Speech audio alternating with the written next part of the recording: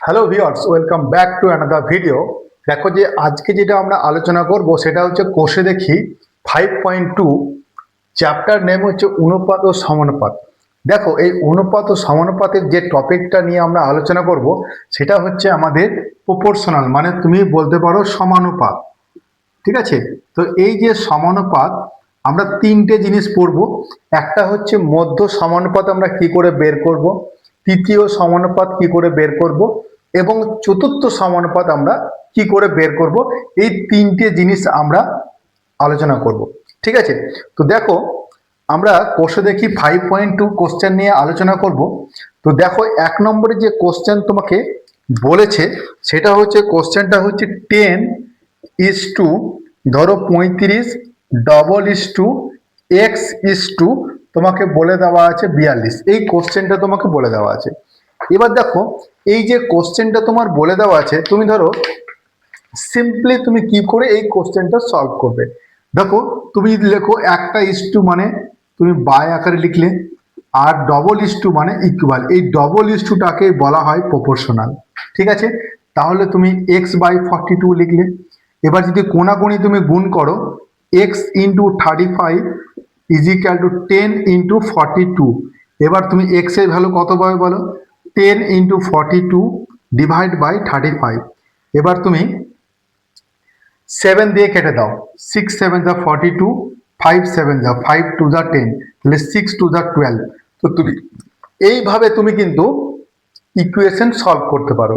ঠিক আছে, এবার প্রশ্ন হচ্ছে যদি মনে করো এরকম টার্ম তোমাকে না দেওয়া থাকে, অ্যাজ ফর এক্সাম্পল সাপোজ তোমাকে বলেছে 2-এর দাগের 1 নম্বর কোশ্চেনে আমরা করি, বলছে 1/3, ঠিক আছে, কমা 1/4, কমা 1/5।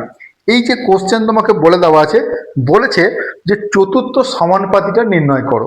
ঠিক আছে, তো আমি কি করব, ধরি ধরি চতুর্থ সমানুপাতি সমান তুমি এক্স ধরে নাও। এক্স মানে কি, 4 নম্বর পজিশনে তুমি ধরলে এক্স, তাহলে 4 নম্বর যদি পজিশন হয় তাহলে আমার সমানুপাত হতে গেলে আমার 4টে টার্ম দরকার। ঠিক আছে, তাহলে 4টে টার্ম আমি পেয়ে গেছি। তাহলে কিভাবে লিখবো, 1/3 = 1/4 1/5 = x। ঠিক আছে, তাহলে 1/3/1/4 = 1/5/x। এবার তুমি কোনাকুনি গুণ করো, তাহলে কোনাকুনি গুণ করে x/3 হবে, আর এটা হবে 1/5 × 1/4, তার মানে এটা লিখতে পারো 1/20। তাহলে x সমান তুমি লিখতে পারো 3/20। এইটাই হবে তোমার চতুর্থ সমানুপাতি। ঠিক আছে, তাহলে ক্লিয়ার হচ্ছে চতুর্থ সমানুপাতি। আমরা আরেকটা এক্সাম্পল নিয়ে কথা বলি। দেখো যদি আমরা এক্সাম্পল 4 নম্বর কোশ্চেনটা নিই, 4 নম্বর 2-এর দাগে 4 নম্বর কোশ্চেন যদি নিই, দেখো টার্ম বলেছে p-q। ওকে, আরেকটা বলেছে দেখো p² - q²। ঠিক আছে, আরেকটা বলেছে p² - pq + q²। এই টার্মটা বলেছে বলেছে চতুর্থ সমানুপাতি নির্ণয় করো। তো আমাদের কাজ কি হচ্ছে, এই যে ইকুয়েশন আমরা লিখেছি, তাহলে এই ইকুয়েশনের 4 নম্বর যে টার্ম সেটা আমি ধরে নিলাম এক্স। তাহলে এখানে আমি কনসিডার করব, ধরি চতুর্থ সমানুপাতি কি হলো এক্স, আমি ধরে নিলাম। তাহলে এই 4 নম্বর টার্ম যে তোমার এক্স হয়ে যায়, তাহলে তুমি কি করে লিখতে পারবে, সেটাকে লিখতে পারবে p-q। একটা ইস্টু তুমি লিখতে পারো p² - q², ডবল ইস্টু এবার তুমি লিখতে পারো p² - pq + q² = x। তাহলে আমি বলেছি কি, একটা ইস্টু মানে বাই লিখবো, ডবল ইস্টু মানে ইকুয়াল। তাহলে তুমি এটা পাবে p-q divided by p² - q², আর এখানে লিখবে p² - pq + q² / x। এবার দেখো তো এই টার্মটা a² - b² এর টার্ম, তাহলে এটাকে লিখতে পারি কি করে বলো তো, এই টার্মটাকে তুমি লিখতে পারো বলো p - q, আর একটা লিখতে পারো তুমি p + q। দেখো এইটা কেটে যাবে, তাহলে পড়ে থাকবে তোমার আলটিমেটলি এই টার্মটা। ঠিক আছে, তাহলে এইটা যদি তোমার কেটে যায় তাহলে তোমার পড়ে কি থাকলো বলো তো, 1/p+q পড়ে থাকবে। এবার যদি কোনাকুনি গুণ করো তাহলে x is equal to p+q with bracket p² minus pq plus q²। আর এইটা মানে কিসের ফর্মুলা? এইটা মানে হচ্ছে pq প্লাস qq এর ফর্মুলা। ঠিক আছে, বুঝতে পারছো?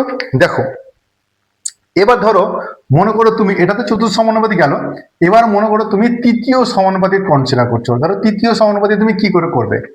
ধরো তোমাকে আমি একটা অঙ্ক বলি, ধরো 3-এর দাগের যে 1 নম্বর কোশ্চেন, 5 নম্বর আর 10 নম্বর তোমাকে বলে দেওয়া আছে, 5 আর 10 তোমাকে বলে দেওয়া আছে, দিয়ে বলেছে 3 নম্বর তৃতীয় সমানুপাতি নির্ণয় করো। তো তৃতীয় সমানুপাতি আমি কি করে ধরবো? ধরো এইখানে আমার x হবে, তাহলে আমি ধরে নেব, ধরি তৃতীয় সমানুপাতি সমান x কনসিডার করলাম। তাহলে এবার দেখো আমার তো সমানুপাতি যদি হতে হয় তাহলে আমার 4টে টার্ম দরকার। তাহলে 4টে টার্ম আমি লিখবো কি করে বলো তো? এই যে মাঝে যে টার্মটা পাচ্ছ সেটাকে রিপিট করে দাও। তাহলে 5:10 10:10:x, এটা যেন মাথায় থাকে। আমাকে প্রপোর্শনাল করতে গেলে আমার 4টে টার্ম দরকার। তাহলে a:b c:d, এটা আমার দরকার। তাহলে যখন হয়ে যাচ্ছে তাহলে 10 যে মিডিল যে টার্মটা সেটাকে রিপিট করে দাও। ঠিক আছে, যেহেতু আমাকে তৃতীয় সমানুপাতে আমি x ধরেছি, তাহলে এবার দেখো তুমি যদি লেখো তাহলে 5/10 হবে, আর এটা হবে 10/x। তাহলে 5x ইজ ইকুয়াল টু 100। তাহলে x সমান 100/5, তার মানে তোমার হয়ে গেল 5×20 100। ঠিক আছে, তাহলে তোমার x এর ভ্যালু কত হলো? 20। তাহলে যদি তোমাকে বলে তৃতীয় সমানুপাতি কত হবে? 20 হবে। এবার তোমাকে আমি একটা উদাহরণ দিয়ে বলছি, দেখো এটা তো তৃতীয় সমানুপাতি দিল, তুমি খুব সহজে বের করলে, কিন্তু ধরো এইরকমই কোনো একটা কোশ্চেন দিয়ে তোমাকে দেয়, দিকে বললো যে তোমাকে মধ্য সমানুপাতি বের করো। আচ্ছা ধরো আমি বলছি 4-এর দাগের 1 নম্বর যদি কোশ্চেন আমরা করি, ধরো তোমাকে টার্ম দেওয়া আছে 5 এবং তোমাকে বলে দেওয়া আছে 80। বলছে এই যে দুটো সংখ্যা, এই দুটো সংখ্যার মধ্যে তুমি বের করবে মধ্য সমানুপাতি। আচ্ছা মধ্য মানে কি বলতো? মাঝখানে x, দেখো এরকম লিখলাম। ঠিক আছে, তাহলে মাঝখানে যদি x লিখে তাহলে এটাকে মধ্য সমানুপাতি বলবো। তাহলে এবার প্রশ্ন হচ্ছে, তাহলে তোমাকে ধরতে হবে, ধরি মধ্য সমানুপাতি সমান x কনসিডার করলাম।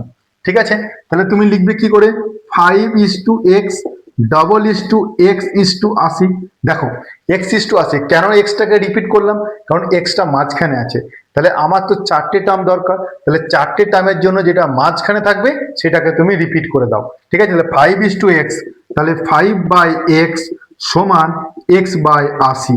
ঠিক আছে, তাহলে কোনাকুনি গুণ করলে x² ইজ ইকুয়াল টু 5×80। তাহলে x সমান √আন্ডার হয়ে যাবে এটা 5×80। তাহলে বলো 5×80টাকে তুমি কি করে সলভ করে বলো? 5 লিখলাম আর 80টাকে লিখতে পারো 5×16=80, 16 মানে 4×4। তাহলে দুটো 5-এর জন্য একটা 5, দুটো 4-এর জন্য একটা 4, তার মানে তোমার হয়ে গেল 20। বুঝতে পেরেছো? তাহলে কি করে আমি মধ্য সমানুপাতি, কি করে তৃতীয় সমানুপাতি, কি করে চতুর্থ সমানুপাতি বের করতে পারি, তোমরা এই প্রসেসটা ফলো করে বাকি যে কোশ্চেনগুলো আছে সেটা তোমরা সলভ করো। ঠিক আছে, থ্যাংক ইউ ফর ওয়াচিং।